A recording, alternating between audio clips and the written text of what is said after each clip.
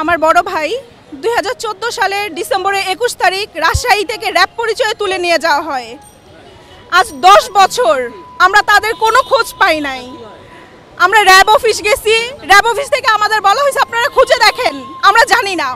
থানায় গেছি মামলা করতে, আমাদের মামলা থানায় নেওয়া হয় নাই, উল্টো আমাদেরকে আরও হুমকি দেওয়া হয়েছে আমরা যদি এটা নিয়ে বাড়াবাড়ি করি আমাদেরকে অ্যারেস্ট করা হবে।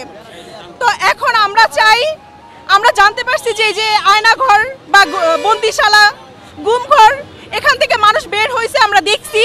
তো এখন আমাদের সরকারের কাছে একটাই দাবি, নতুন যিনি সরকার হয়েছে তার কাছে আমাদের সকলের পক্ষ থেকে একটাই দাবি, আয়নাঘরে যারা বন্দী আছেন এবং যাদেরকে মেরে ফেলা হয়েছে তাদের সবাইকে ছেড়ে দেওয়া হোক, এবং যারা মারা গেছে যাদেরকে মেরে ফেলা হয়েছে তাদেরকে একটা লিস্ট আকার তাদের ছবি প্রকাশ করা হোক। আমরা অন্তত এটা জেনে শান্তি পাবো যে আমাদের স্বজনদের ফিরে পাইছি, আমাদের স্বজনদের একটা খোঁজ পাইছি আমরা। কিন্তু আমরা তো এখন আশা নিয়ে আছি, কেউ 10 বছর, কেউ 15 বছর, কেউ 12 বছর ধরে আশায় আছি আমাদের কারো ভাই কারো বাবা ফিরে আসবে, কিন্তু তাদের তো আমরা পাচ্ছি না। তাই আমরা একটা দাবি, আমাদের জোর দাবি, আমরা আমাদের স্বজনদের ফেরত চাই, আমরা আমাদের স্বজনদের ফেরত চাই। আমার ভাই জুরাইন থাকি, আমাদের থানা কদমতলী। আমার ভাই বিদেশ গেছিল, 2 মাসের জন্য বাংলাদেশ আসছে। আইসা বন্ধুদের সাথে একটা স্কুলে পড়ছে, ওইখান থেকে আমার বাইরে তুলে নিয়ে আসে একটা সাদা গাড়িতে তুলে নিয়ে আসে আমার বাইরে।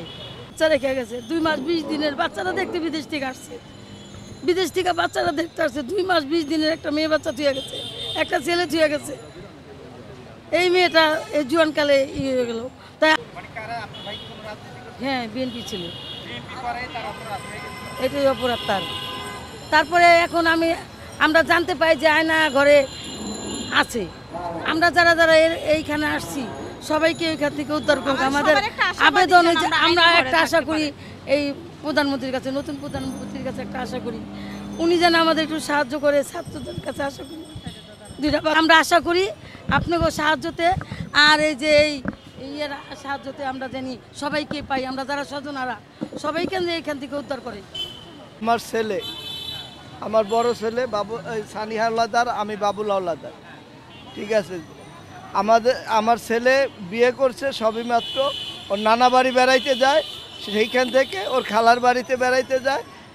2013 সালের 10ই জানুয়ারি রাত্র আনুমানিক 11:30 বাজে র্যাবের পরিচয় দিয়া ওর ঘুম থেকে তুইলা, খালি বলে দরজা নক করে, দরজা খুলে দেওয়া হয়। খুলে দেওয়ার পর ওর বই, এরপর ওর এই যে সানি কইয়া যে সানি কেমন আছো, ভালো স্যার ভালো আছি, এই কথা বলার পর ওনারা এই যে নামায় নিছে।